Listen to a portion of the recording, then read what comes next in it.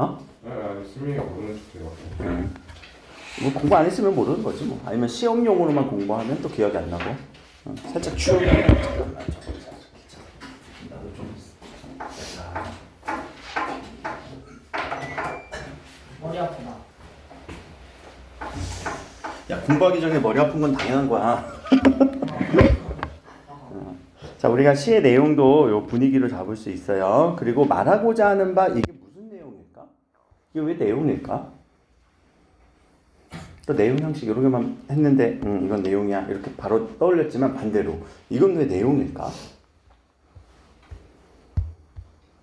이 시 안에서 말하고자 하는 그 그건 내용은 딱 요거밖에 없는 거지. 네. 내가 저번에 요 표현이라던가 내용은 어떻게 구분하라고 했어? 유준이라고 하는 딱 사람은 세상에 유일하지. 네.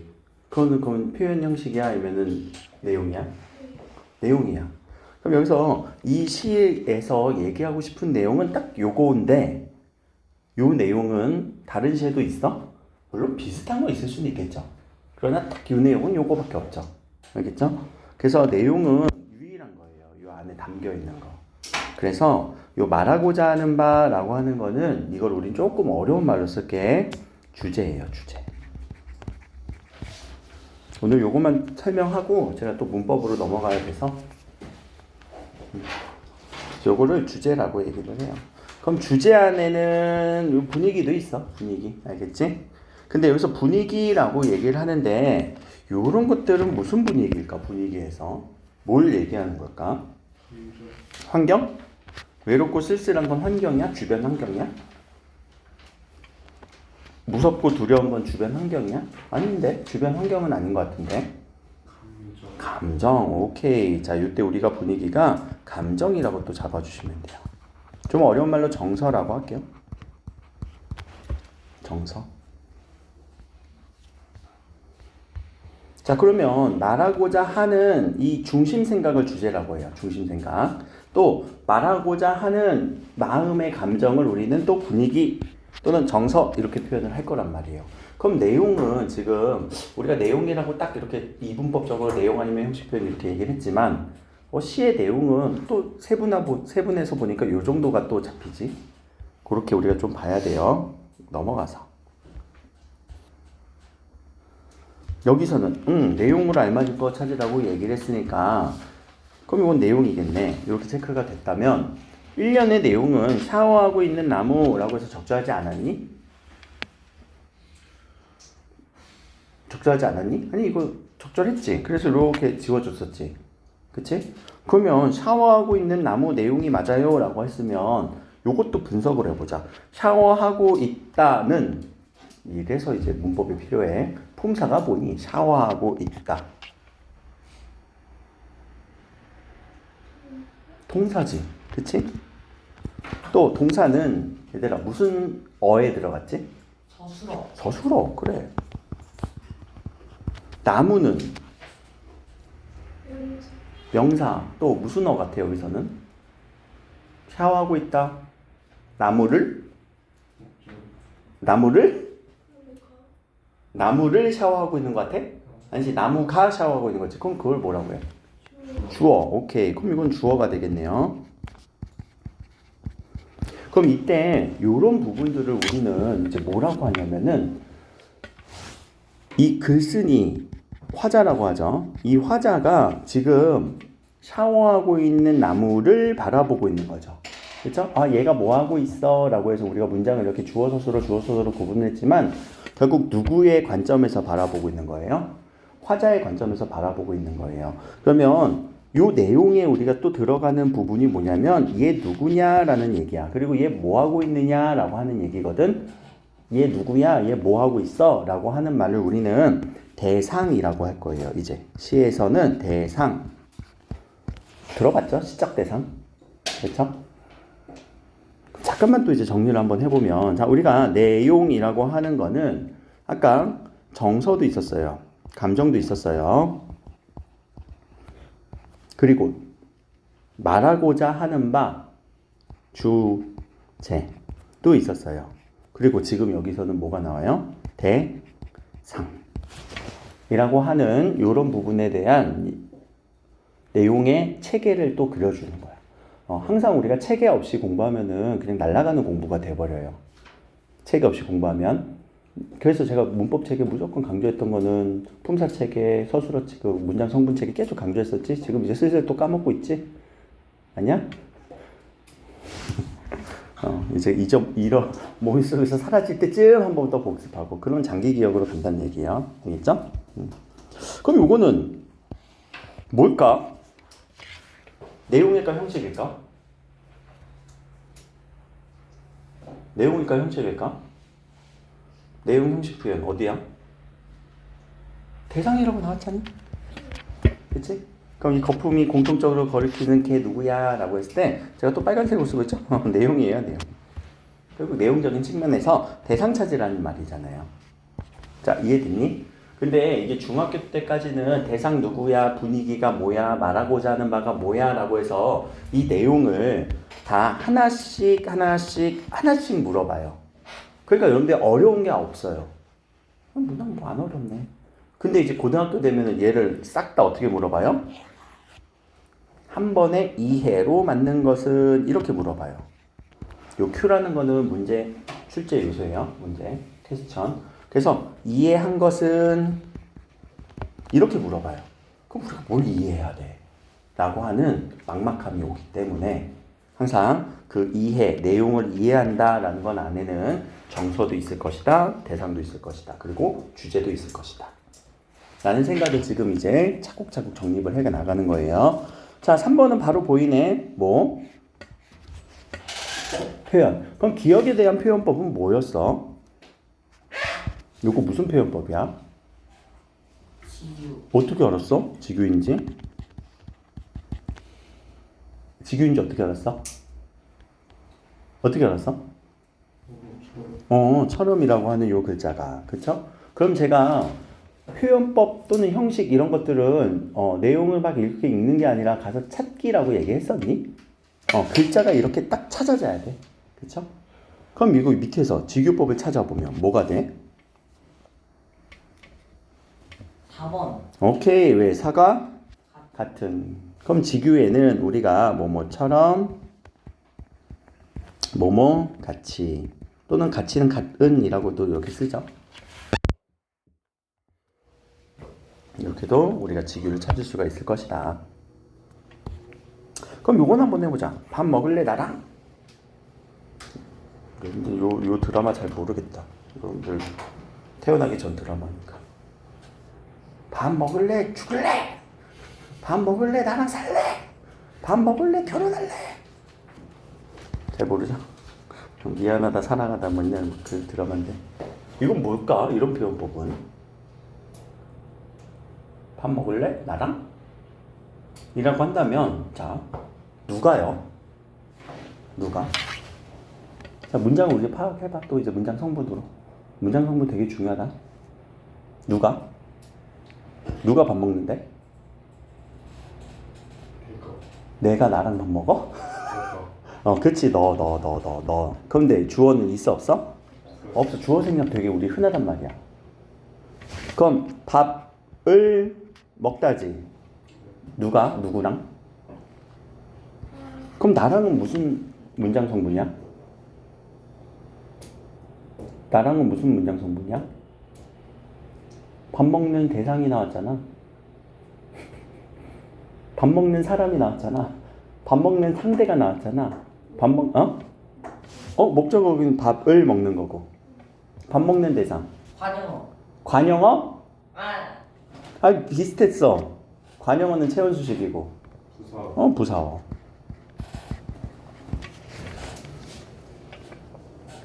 문장 성분 정말 중요해요. 알겠죠? 우리가 이런 것들 따질 때 문장 성분도 딱 읽히면서 문장이 읽히면 자, 우리 국어에서는요. 주어가 먼저 나오죠. 목적어 나오고요. 또는 목적어 자리에 부사어도 나오죠. 그리고 서술어가 나오는 게 기본적인 구조예요. 우리 문장은요. 우리 국어 구조는. 그런데 여기 보니까 부사가 뒤로 빠졌죠. 예. 이렇게 써도 우리는 문제없이 읽혀요. 그렇죠? 영어는 이렇게 쓰면 난리 나죠. 독해가 안 되죠. 그렇죠? 뭐 강조하는 몇 가지 문장 정도에서만 일어나는 거죠. 그럼 이런 것들은 우리가 표현법에서 뭐라고 하는지 혹시 알고는 있는 사람?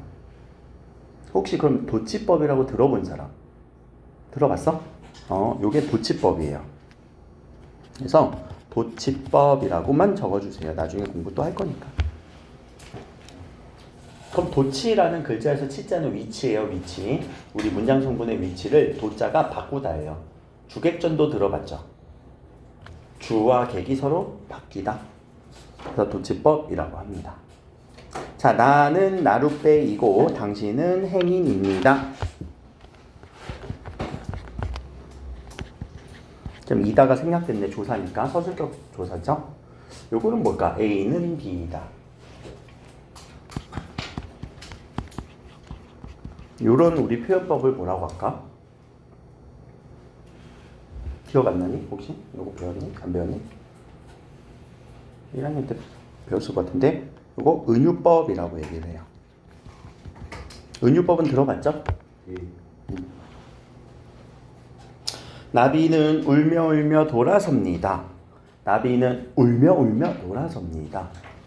울며 울며 울며 울며 단어가 어떻게 되고 있어요? 그럼 이건 무슨 법이에요? 울며 울며 반복법이에요.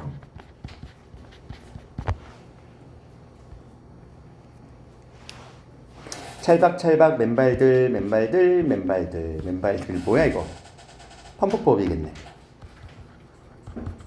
찰박찰박도 반복일 것 같고 혹은 뭐 나중에 음성상징어 이런 것들을 공부할 건데 그럼 다시요 우리가 이제 표현법 같은 경우도 표현법 안에 지금 있는 글자들만 또 무슨 법 있었는지 지금 우리 생각나는 대로 또 써보자. 무슨 법 있었어? 직유도 있었지. 또 은유도 있었고 그리고 반복도 있었고 또 도치도 있었죠. 등등의 이 표현법들에 대한 체계가 머릿속에 또 있어야 돼요. 알겠죠? 그러니까 그런 체계들을 이제 또 서서히 쌓아 나갈 것이다. 요건 뭘까? 사람이 아니문이다를 사람처럼 표현했대. 이거 직유법이네. 사람처럼이니까 아니요? 그렇죠. 그러면 표현법 중에 또 뭐가 있어요? 의인법도 있어요. 줄여줄까? 아니, 줄여줄게. 이렇게 어딨어? 수준 뒤에 있어. 자, 그러니까 이런 표현법들이 여러분들이 머릿속에 딱 체계화가 되어 있어야 나중에 우리가 시 공부하는데 어려움은 없을 거예요. 지금부터 서서히 하자는 얘기예요. 넘어가서 자, 분위기니까 이건 뭘까? 분위기니까 내용과 관련된 거겠죠. 그러면 무지개를 바라봐요. 아이들의 모습이에요. 정서 표현도 되고 있네요. 그쵸? 반가워. 정서 표현도 되고 있고. 그럼 무지개와 아이들은 뭐라고 우리가 잡으면 될까? 화자가 바라보고 있는 대상.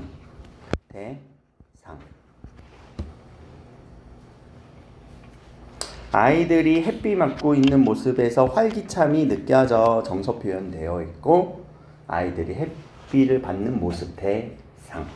그쵸? 걱정하고 있어. 걱정은 웃으면 안 되지. 비가 내려 어른들이야 라는 거. 이것도 대상이고. 무지개 보는 아이들 춤추고 있어. 그래서 나 즐거움이 느껴져. 햇볕이 쨍쨍한 이런 날에 비가 잠깐 내렸어. 그래서 화창한 느낌이야.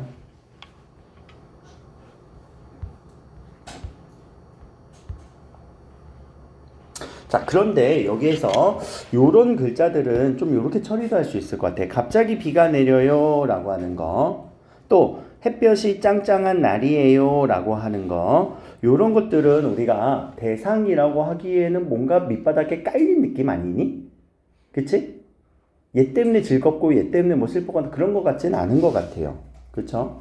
그러면 사실 요 3번은 걱정하는 어른의 마음들은 어른의 마음인 것 같고 요 비가 내리기 때문에 걱정한다 라고 했으니까 이건 종속적으로 연결된 거 맞아요. 그런데 요거를 우리는 배경이라고도 볼 수 있으면 좋을 것 같아요. 배경. 이런 날에, 이런 날, 또는 이런 시간, 이런 공간, 이런 장소.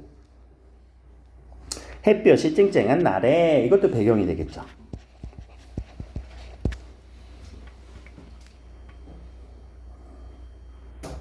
그래서 우리가 이제 또 어떤 배경도 하나의 내용이 될 수 있겠구나. 그럼 내용이 지금 하나 또 추가됐지. 대상도 있었고요.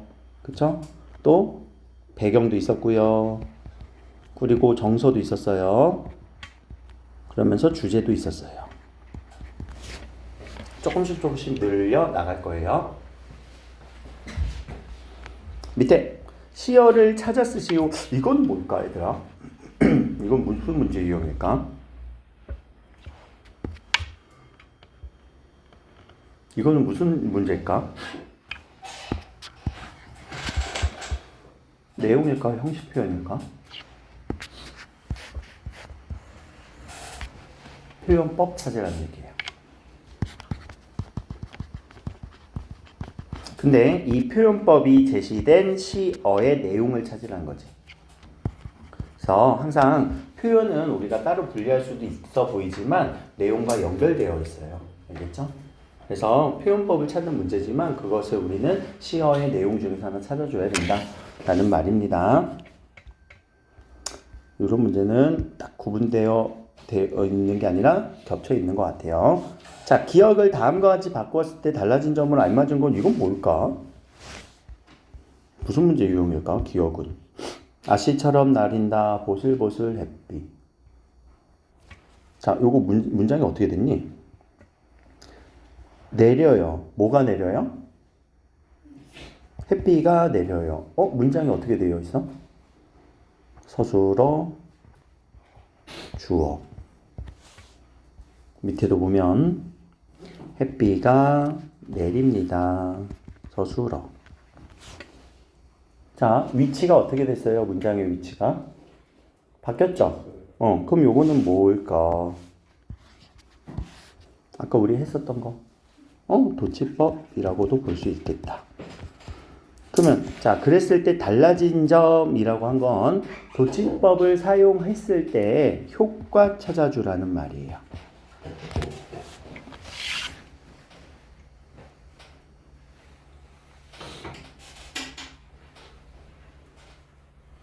그리고 누구를 누구로 바꾼 거야? 요렇게 바꾼 거지? 기억을 보기로 바꾼 거 아니야? 보기를 기억으로 바꾼 거야? 그럼 원래 이런 일반적인 문장에서 도치법을 쓰면 어떤 효과가 생기게? 라는 말입니다. 어때요? 또 아씨처럼 이라고 얘기를 했네. 지규법도 찾으라는 얘기지? 그래서 도치법 또는 지규법 둘 다 상정할 수 있을 것 같아. 설정할 수 있을 것 같아요. 그러면 밑에 두 가지 심상. 심상이 무슨 말이니? 목요일날 할 얘기지만 심상. 잘 모르겠어. 요거를 옆에다 써주세요. 이미지, 감각.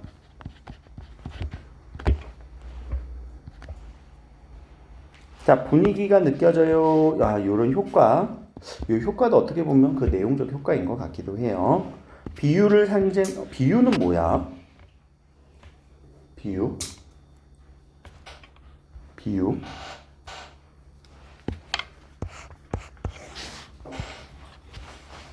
자, 빗대어서 사용했다, 표현했다가 비유라는 말이에요. 그럼 비유법도 배워야 되겠네, 우리가. 그쵸? 비유법도 배웁시다. 그럼 비유를 사용했을 때 요거 표현법이고, 그랬을 때 신선한 느낌이에요, 효과. 이렇게 읽어주면 되고요. 같은 단어 반복이래. 반복법 나왔죠? 그래서 반복법의 효과, 운율.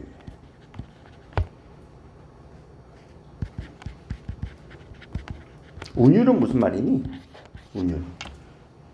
운율이 느껴진다. 운율은 리듬감. 글로만 읽는 게 아니라 글을 읽었지만 이게 갑자기 리듬감도 생긴대요. 맞나 모르겠다. 독자의 상상력을 방해하여 재미가 줄어들어요. 이렇게 바꿨는데 이게 더 재미가 줄어드는 문장이에요. 왜요? 설명을 그냥 일반적으로 한 거니까. 근데 갑자기 이렇게 바꾸면 아씨 왜 아씨라고 했지? 아씨 진짜 막 상상 미안해 드립이었어. 막 상상의 나래를 펴야 되잖아. 그치? 그리고 아씨 문장이 왜 이러지? 또 우리가 이런 것들은 신선하다라는 말, 요 신선하다라는 말 요걸 하나 알고 있으면 좋아요. 신선하다라는 말은 읽기 어렵단 말입니다. 사실 엄밀히 얘기하면 요 정도. 그래서 여기 표현법에 대한 얘기였네요. 넘어가서 요게 제목이 유성이라는 제목이에요. 유성. 제목은 유성이에요. 유성. 그래서 밤하늘은 별들의 운동장이야. 그래서 별들이 부산하게 바쁘게 움직이고 있어. 그런데 저기서 빗나간 야구공 하나가 별이 하나 뾰 하고 이렇게 야구공처럼 떨어지는 느낌. 유성이 떨어지는 느낌을 이렇게 표현한 거예요. 아마 이거 여러분들이 모르는 시여서 독해가 안 됐을 것 같아요. 이 제목이라도 유성이라고 있었으면 좋았을 텐데. 그치? 그래서 별이 하나 이렇게 별이 되게 밤하늘에 많았는데 어떤 별 하나가 유성이 뿅 하고 떨어지면서 고시를 쓴 거예요. 그럼 여기서도 자 이제는 설명이라고 했죠. 근데 설명이라고 했는데 선택지를 보니까 쓸쓸해요, 어두워요, 분위기예요. 그렇죠? 그럼 이거는 내용적인 측면의 설명이고 밤하늘과 운동장을 비교하고 있는 내용이에요. 말하는 이는 누구를 보아요? 밤하늘은 대상이고요. 말하는 이는 누구? 화자예요. 답답해요. 경서. 비유를 사용했어요. 라는 비유법은 또 이제 표현법이죠. 참신하다. 우리 아까 참신하다 라는 말을 다른 말로 뭐라고 했으니? 바로 앞에서. 신선하게. 참신하게. 시어를 대조했어요 라고 하는 건 내용일까? 표현일까? 시어를 대조했어요. 또 생각해봐. 요 시 안에서만 시어를 대조할 수 있니? 아니면 다른 시에서도 대조할 수 있니? 그렇지. 이건 표현법. 그래서 대조법. 그러니까 지금 표현법에서 되게 많이 나오고 있죠. 이것저것. 그렇죠? 근데 우리는 이런 것들이 아직은 개념이 안 잡혀 있으니까 무슨 말을 하는 걸까라고 생각을 들었을 것 같아요. 그럼 이건 뭘까? 이 표현법에 따른 우리 표현법 플러스 뭐라고 했니 항상? 효과. 이렇게 읽어주시면 됩니다. 선택지를 읽는 연습을 지금부터 하는 거예요. 그러니까 지금 학교 문제가 보통 이렇게 나올까? 설명이라고 해서 내용도 다 몰아서 넣고 표현법도 일부 몰아서 넣고. 그래서 설명이라고 나오면은 이거는 그냥은 알 수 없어요. 알겠죠? 선택지마다 우리가 읽어내야 돼요. 자, 밑에 심상. 아까 심상은 우리 뭐라고 했었더라? 이미지. 이미지라는 거는 우리 몸에 감각 몇 개 있어? 5개. 시각, 청각, 후각, 미각, 촉각. 오케이? 자, 여기서 가장 중요한 거 제가 등수를 정할게요. 얘가 1등이에요. 시각. 무조건 시각을 우리가는 잘 공부를 해줘야 돼. 그리고 시각이 가장 많이 쓰여. 그리고 제가 중요하다 생각한 건 청각이 2번째예요. 지금 여기서는 3번째로 나왔지만. 그리고 후각과 미각과 촉각은요 공동 3등이에요. 다 같이 동메달 줍시다. 그래서 나중에 우리가 이미지 공부할 때 시각, 청각에 대한 이미지도 서서히 공부를 할 겁니다.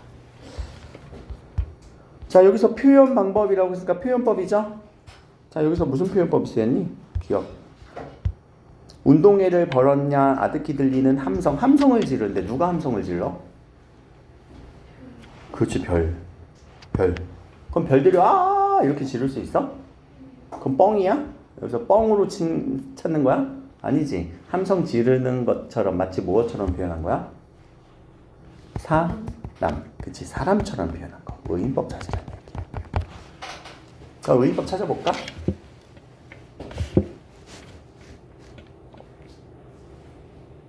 몇 번 같아? 의인법? 2번? 누나 같으니까 아니 이거는 가치라고 해서 직유예요. 아까 등양처럼 가치. 이거 직유법이에요. 꽃이 누님이다 이런 건 아니잖아. 여기서도 직유네.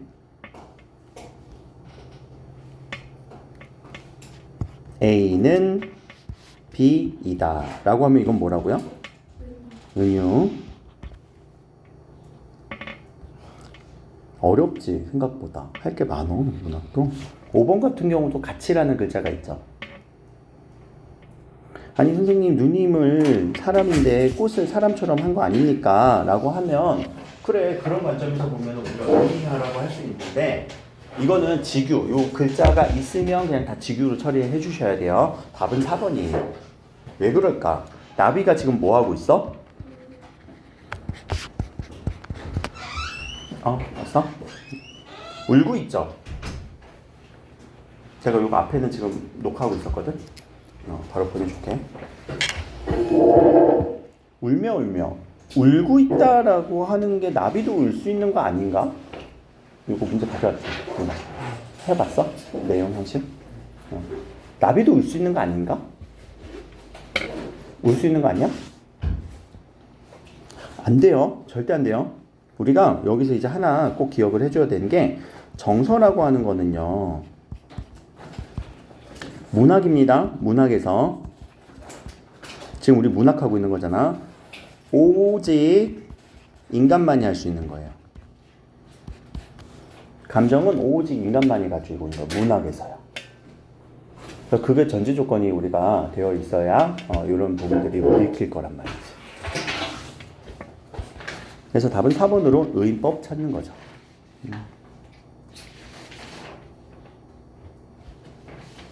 빛나강 야구공 하나, 요거는 이제 유성이 될 거고, 유성은 빛나강 야구공처럼이라고 했니? 야구공이라고 했니?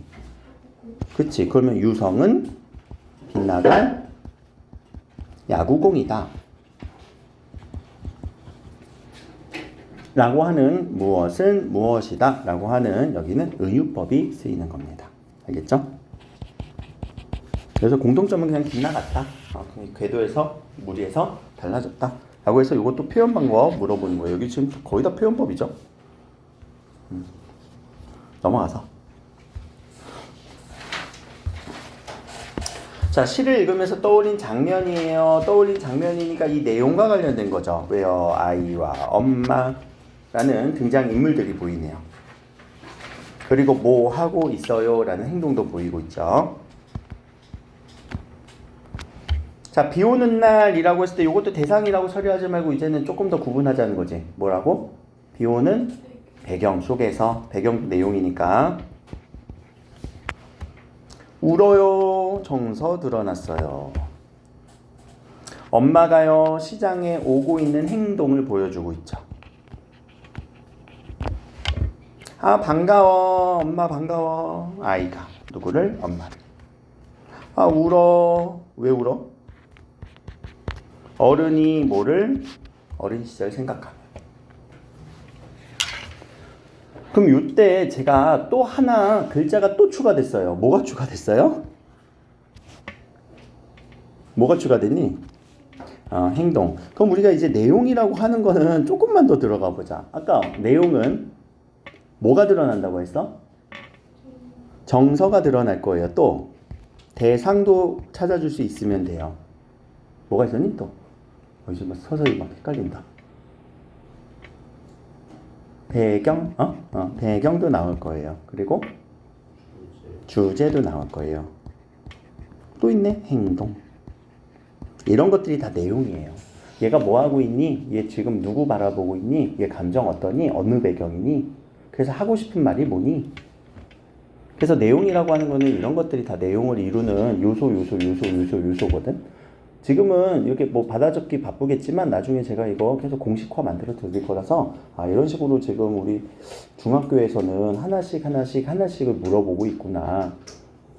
근데 이게 고등학교 가면 어떻게 된다고? 그냥 한 번에 물어본다고. 알겠죠?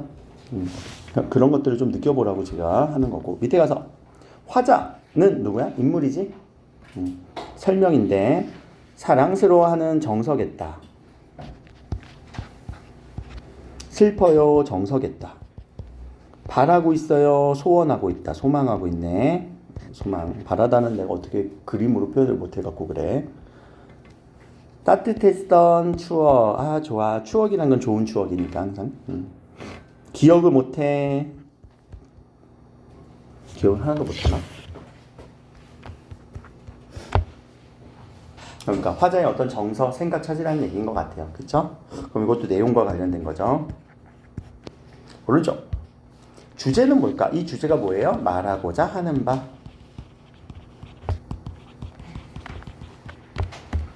그래서 말하고자 하는 바라고 했을 때 주제가 분명하게 드러나진 않아요. 문장으로. 그러면 우리는 제가 여기서 행동과 주제 요거 조금만 괜찮아. 여기 이미 썼다면은 여러분들 그냥 요렇게만 연결해 주면 돼. 주제가 가운데 있다면 요렇게 연결해 주면 되겠지? 자, 항상 얘네들을 바탕으로 우리는 주제를 이끌어낼 수 있어야 돼. 그래서 주제 외우는 게 아니라 지금 이 사람은 누구를 바라보면서 어떤 배경 속에서 무슨 행동을 하면서 정서가 어떤지를 찾아주면서 요 주제로 이끌어가는 거예요. 그래서 우리가 주제, 말하고자 하는 바. 그럼 지금 이 사람은 뭘 말하고 싶은 거예요? 엄마 없어서 슬펐지. 그리고 나중에 그때를 기억하니까 어땠어 또? 슬펐지. 그럼 슬픔의 정도를 찾아보자. 후회했니? 아니면 볼 수 없는 엄마에 대한 그리움일까? 좌절됐어? 배려가 없었어? 아니, 요거 얘기하는 것 같아요. 그쵸? 그래서 정서 찾아주시면 되는 거. 4번 5번이었죠? 요건 뭘까? 자, 19라고 하는 말은 그렇게 어렵게 생각하지 말고요. 구절이라고 생각하면 됩니다. 구절. 외로워요, 쓸쓸해요, 오랜 시간이 흘렀어요 라고 하는 말. 그리고 요 시간이 흐른 거야. 외롭고 쓸쓸한 거 찾는 거 아니야. 시간이 흐른 거야. 근데 지금 뭐 풀어온 거 보면은 시간이 흐른 거 안 찾은 사람들도 있죠. 그럼 요렇게 우리가 표현법이라고 하는 게 아니라 이건 미안해. 파란색이 아니고 이거는 이런 내용이 함축된 의미가 숨겨진 부분을 찾으세요 라는 말이거든요. 자, 의미가 숨겨졌다라고 했으니까 이런 의미는 표현에 들어가 아니면 내용에 들어가? 내용에 들어가요. 그래서 요거를 의미 함축이라고 할 거예요. 앞에까지는 다 1학년 문제거든. 근데 여기부터 이제 2학년 문제야. 그래서 의미가 숨겨진 부분 찾으세요 라면은 시간 많이 흘렀다라는 건 해가 시든지 오래 이렇게 찾으면 되겠죠. 해가 시들었어. 시간이 오래 갔어. 그거 찾는 겁니다. 근데 나중에는 뭐 처음에 하다 보면은 그냥 외워서 부르게 되죠. 자, 밑에 이 시의 화자 동그라미. 화자니까 사람이네. 그러니까 내용이겠다. 그럼 여기서 시에 드러나 있지 않다? 이게 무슨 말이야? 시에 없다? 화자는 누구야?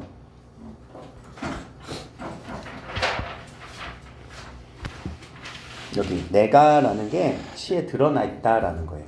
그럼 이거는 드러나 있지 않다라는 거는 항상 화자는 이렇게 나거든요. 나의 마음을 전달하는 거라서. 그래서 나가 있다 없다 요거 찾을 수 있느냐라는 거예요. 화자는 선재니? 아니지. 친구와 겪은 일을 말하고 있니? 누구와 겪었어? 선재가 닫아주었어. 선재가 있었던 일 얘기하고 있는 거 아니야? 또 자신의 처지를 우유에 빗대었나? 뭐 우유 어디 나왔니? 우유. 근데 우유에 이렇게 열었는데 내 처지가 우유인가? 그리고 아까 빗대었다 요거 무슨 말이라고 했어? 비유. 외롭게 지냈니? 친구가 없었어? 선재가 나 놀렸어? 왔다 했어? 아니지. 그럼 선재가 나를 위해서 뭐 해준 거야? 어떤 행동을 한 거야? 내 가방에 누구 있었어?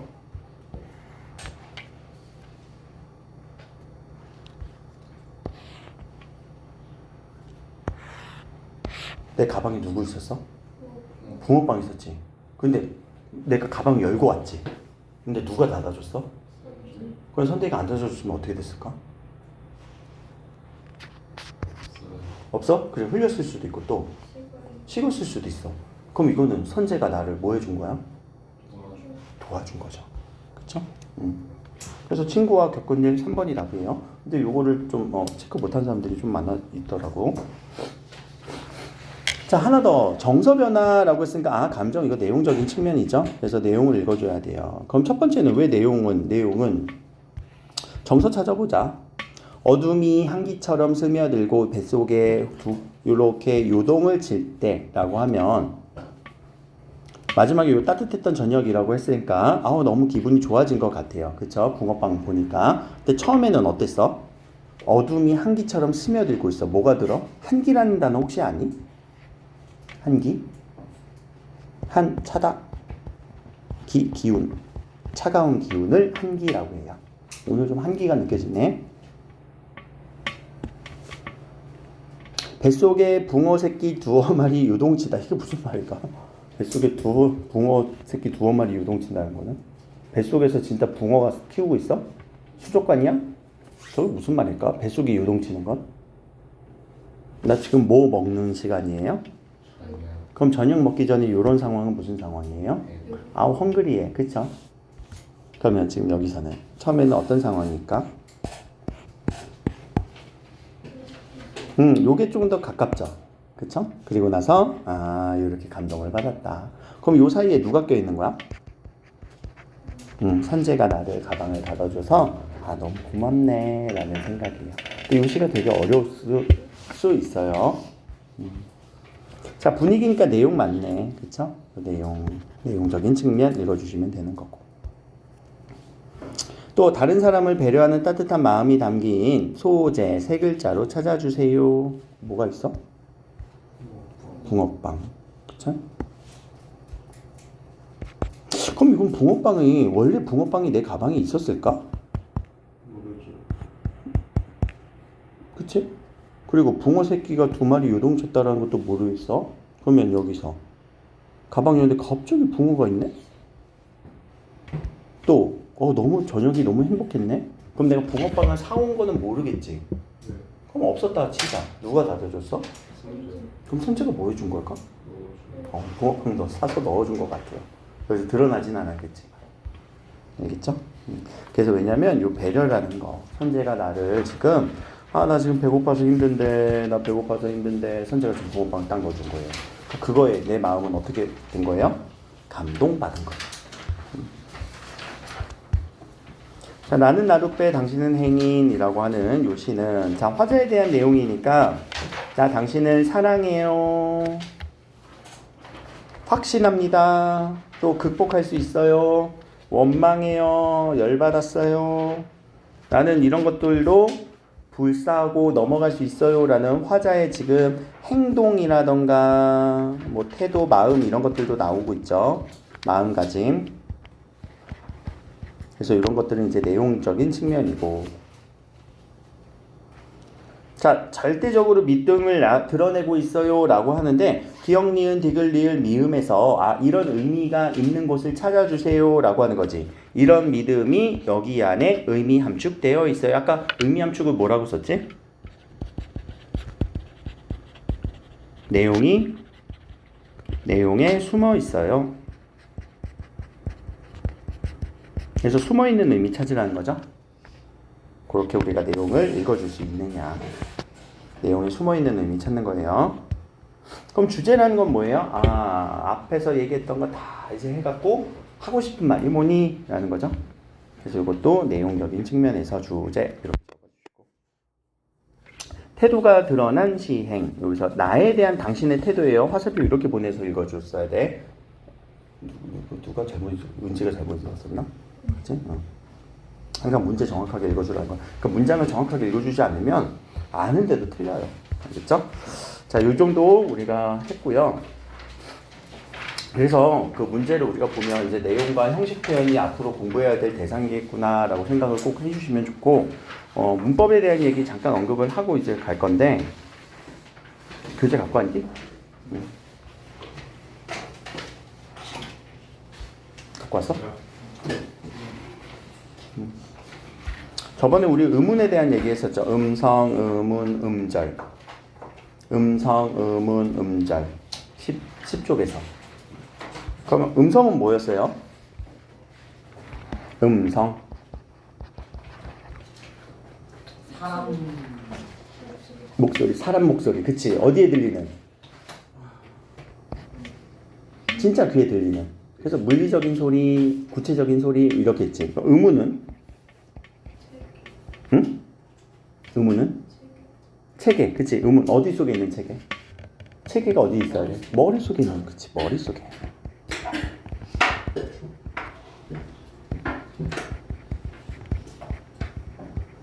그래서 머릿속에 있다. 진짜 어려운 말로 한번 쓸게요. 관념적 체계예요. 관념적 소리라고 해요.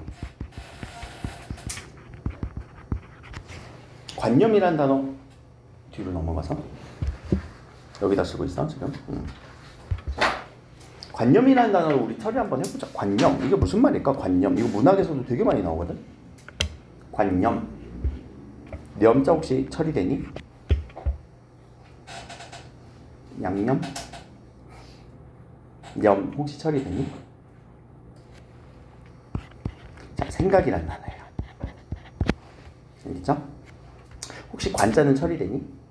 우리 이렇게 바라보는 거 뭐라고 해? 관찰, 그죠? 관점, 맞아? 보다. 그러면 항상 우리 한자어는 뒤에서 앞으로 읽어주면 돼요. 생각을 보다가 아니라 생각으로 보는 거예요. 생각으로 보는 게 뭘까? 생각하다. 생각 속에만 있는 거, 생각 속으로만 존재하는 거. 뭐 내가 이제 그 의고 만약에 가는 친구들 있으면 꼭 관념이라는 단어는 그렇게 너희들의 여자친구 관념적인 사람들 여자친구 의고는 남고잖아.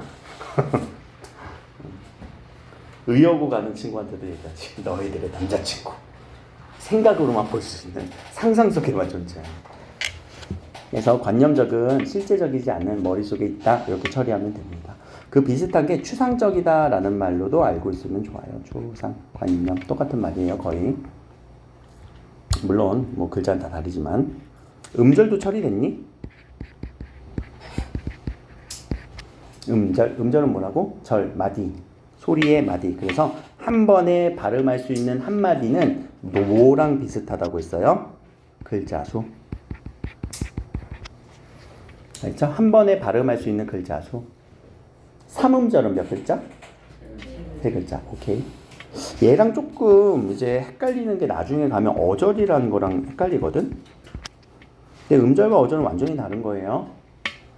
요거는 어자가 띄어쓰기 단어 품사. 우리 띄어쓰기는 품사 기준으로 하거든요. 그래서 띄어쓰기의 덩어리예요. 그러니까 띄어쓰기 몇 번 이게 아니라 띄어쓰기 하고 난 덩어리. 3어절은 어떻게 될까? 예를 들어서 아니야. 띄어쓰기 횟수가 아니라고. 띄어쓰기 하고 난 후 덩어리. 요렇게. 알겠지? 띄어쓰기 3번 이러면 안 돼. 그럼 4어절 돼요. 그럼 여기도 1어절, 2어절, 3어절 요렇게 되는 거지. 그래서 음절, 어절 구분할 줄 알면 지금부터 할 줄 알면 도움이 돼요. 아직도 여러분들 선배들 중에서 어절, 음절 구분 못한 사람 많아요. 그게 그거 같거든. 아니 음자는 뭐야? 소리의 마디라는 게 뭐야? 한마디 소리 한 번 낼 수 있는 거. 아! 이렇게 내는 거. 어절은 단어의 단위, 띄어쓰기의 단위. 그래서 띄어쓰기 나고 하고 난 후 덩어리. 완전 다른 단어예요. 자, 그리고 나면 이제 여기에 있는 이런 글자들을 다 알아야 되거든요. 자, 똑같이 이렇게 맞춰봅시다.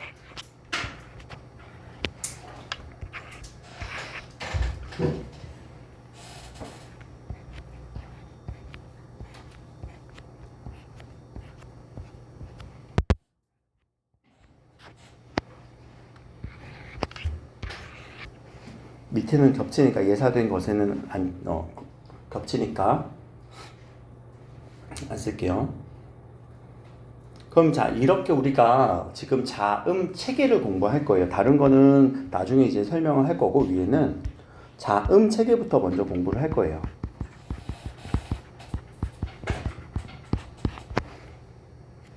그럼 이 자음은 의문이거든요. 의문에 포함된 거거든요. 글자라고 봐도 괜찮은데 우리가 이 소리, 머릿속에 있는 소리를 표기로서 이렇게 꺼내놓은 거란 말이야. 표기로서.